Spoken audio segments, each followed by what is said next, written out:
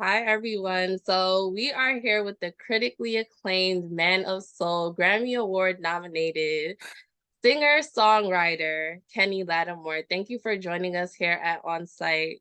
How Thank are you for you? having me. I'm doing great today. That's awesome. That's awesome. I want to start off, Kenny, by congratulating you on the birth of your daughter with the beautiful Ah, Judge Faith. Yes, thank you. congratulations. Congratulations. So I want to ask, because the both of you have successful careers, I want to ask, how has it been transitioning, into parenthood with your daughter? You know what? We've been very fortunate that there's because once you have success, there's certain amounts of flexibility that you have where you can kind of call the shots on your schedule. Yeah. So uh, we kind of traded off in a way where I remember when Judge Faith, as you know, Faith started divorce court. I used to I had no music stuff. I used to go down and like be the assistant and just hang out, you know. So when we were pregnant, through most of the pregnancy and everything, we may have done a few interviews and things, but for the most part, I was getting back to work. And then she returns to work, I think in April. Actually, no, I'm so sorry. She returns to work pretty much next week, and we get a chance to set our own rules because I think that's the most important thing is knowing that our lives or lifestyle is very unusual compared to most of the world. So we have to be very intentional about setting, you're going to be away this long. When we come back, how do we balance it? And also, an I would say a juggling act, but it really isn't a difficult juggling act. We are a team. We are partners in it. So we do what it takes to make sure that we both are whole, healthy. We have space. Sometimes I'm like, you better go get that facial, girl. You better go get your nails done or what have you, and still, come on back to reality because I think a lot of women going through pregnancy go through so much. Your body's going through so much stress, and and your hormones, everything is changing. And then if you don't take that time for yourself to be whole, that's when a lot of women go into postpartum depressions and things like that. And I was like, we will not be having that. So we got a great pregnancy. Yes, and that's so important, having the support of each other. And that's a beautiful thing that you guys have. So you talked about intentions, and I want to go straight into your album Here to Stay Mm, because yeah. those are some powerful words that, you Mm. came out the bat with. And I want to talk about, what that your album title means and what was the inspiration behind your album. You know what? Initially, I just wanted to do some songs that were reflective of my relationship with faith. I was like, this is where I am. This is what I'm living right now. And it's a really, I'm having a fantastic time. I want the world to know. So I called in. This is the short story. A mentee of mine, his name is Drakar Madison Wesley. We call him Madison. He's a phenomenal artist, producer, writer. And I wanted this to be a project that he took the lead on because I wanted people to know how great he was. But what I love is that he always considers my legacy and what what the Oh, new yeah. adults want to hear because my career is spanning generations. Are you hearing me okay? It's okay. Yes, Okay. yes, So it's fine. my career is spanning generations, so we're making sure that we're merging together the people that have listened to me years back and the new adults that might have been 10 years old when For You came out or 5, and they're like, we grew up with your music, so how do we bridge that gap? And I thought it was by bringing a younger producer in who respected the history. And Here to Stay, that actual title, the label came up with. It's a guy named Claude Villani who works at the distribution company SRG. And he said, what do you think of this album being called Here to Stay? And I was like, I think it's appropriate, and not having any idea that Take a Dose was going to be a #1 song or any of that kind of stuff. I just thought it was appropriate because it was still authentic to this whole thing that I was talking about. I want it to be about my life now. So it's like my dedication to singing the love songs. Yes, and I love that. And you talked about legacy and For You. So Take a Dose has been seeing great success. You hit Yes. #1 on the R&B, adult R&B Billboard charts. And that the last time you hit that was 20, almost 20, over 20 25 years years ago. ago. Yes, 25 years Whew. ago with your hit song For You. Yeah. So I want to talk about what feelings does that bring to you, at this stage, and Mhm, the phase that you're in your mhm. career, and Yeah. you being a husband, a father. So tell us those feelings that it has brought up for you.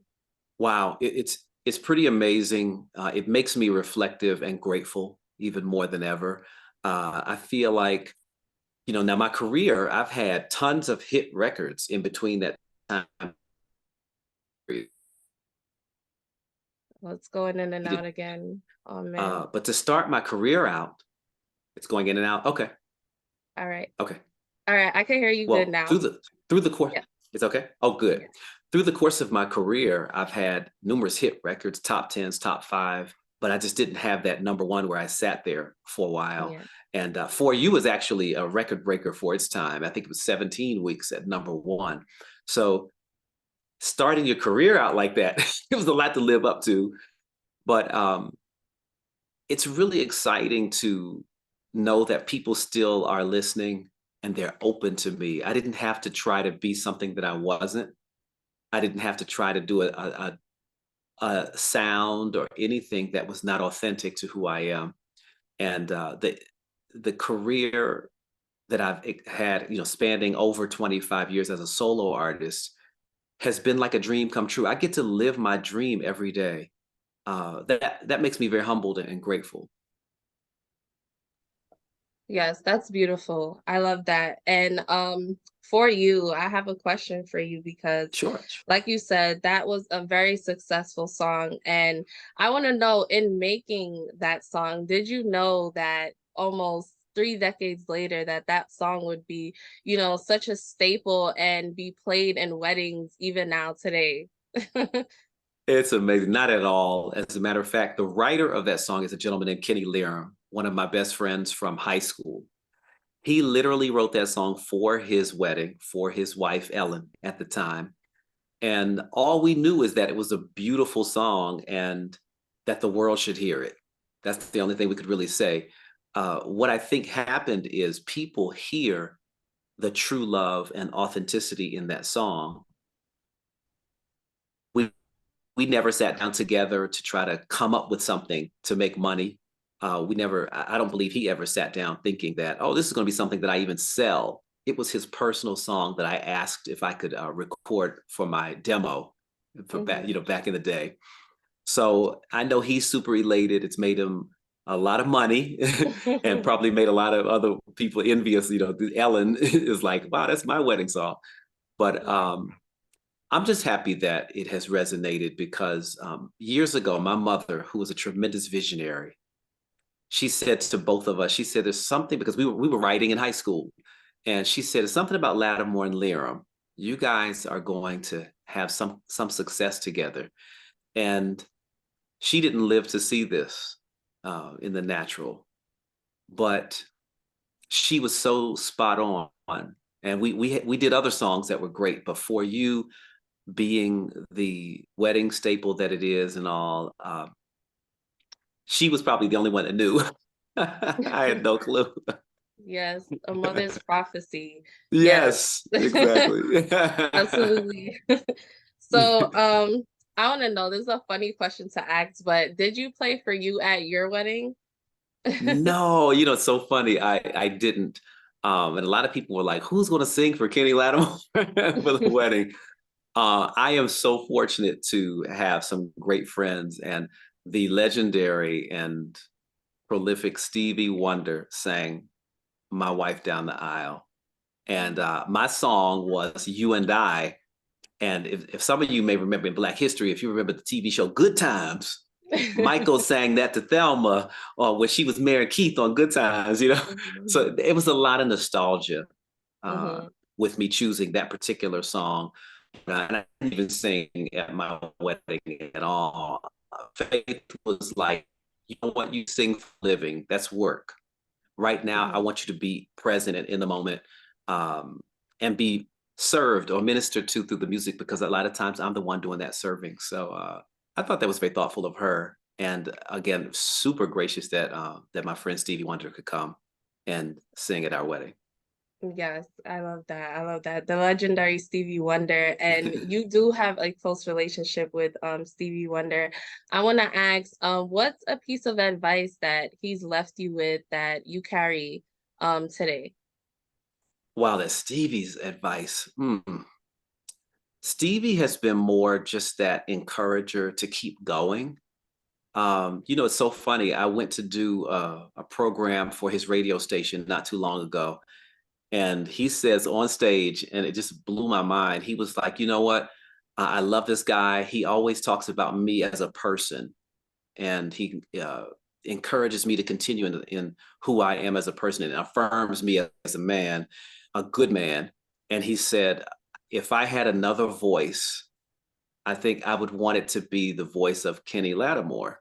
And I was like, "What in the world? Oh God." This not only is he a great friend, though, as a fan, he is the greatest influence for my music career. My mother played Stevie Wonder all the time. And I probably, tried imitating him the most. He and Luther Vandross, but Stevie Wonder was really the first. When people ask me about when I fell in love with music, it would have to be listening to Stevie Wonder. I remember getting really emotional listening to one of his songs as a child and crying. One of the few times that I remember crying over music at early, like 10 years old, something was Stevie Wonder. So his music some- and touched my emotions even at a very young age. Yes. Yes, amazing. So, I want to talk about your independent journey. Mhm. So, like you said, you made hit records with, Columbia, Arista, and then you went on to and then you went on to launching your own record label. Uh I want to know, sorry, I have my notes here. I It's want to okay. know sorry. Here. Yes, I want to know at the time, what did that mean for you stepping away from these major labels and Good question. embarking on that independent journey? Good question. And you know what is interesting because I know most reported is the Arista and Columbia days, but I recorded for about 10 different major labels, Wow. which in the scheme of things would mean I would not have a career. Generally, people that have careers stay within a family for a period of time and they're promoted. And because that was not happening for me, I had to figure out a way to survive because I was not one of those people that was going to be bitter over business when I didn't fall in love with the business. I fell in love with music and I fell in love with singing. So how could I continue to do that and live my dream? So it meant that I had to be an independent artist. I had to fight and stand up for, my longevity if no one else did. Right. In doing that, I was just really blessed to first do my independent record at E1 Distributing. So my record company is called Sincere Soul Records. Want a label. Okay. I never had a label and was like, I want to sign other artists and all that. I really started Sincere Soul to control the intellectual properties of music just for me. And we had Love Me Back, which was a top 10 song. And when we had the success with Love Me Back, I knew that I had grown in terms of learning how the industry worked. Because most artists, they send us somewhere, we record, we have a great time, we come back. All the business is taken care of for us at a major label. And then we just go out and perform and we keep making money. And we were doing it for tiny percents of money, tiny percents of money. So now I'm operating as a label. One of the challenges was, did I have the relationships within myself that the labels had to make this successful? They grew through the years. I didn't have it right away, but they grew through the years. And I started taking notes and saying, "Oh, this is how." I knew how to make a record. I knew how to do my liner notes and do my photo shoot and how to do all these different things, mix, master. But then when it came down to presenting it to marketing, publicity, all of that. Those were things that I had to learn as an independent label in order to support myself, which being an independent also means that you're really outsourcing a lot of work.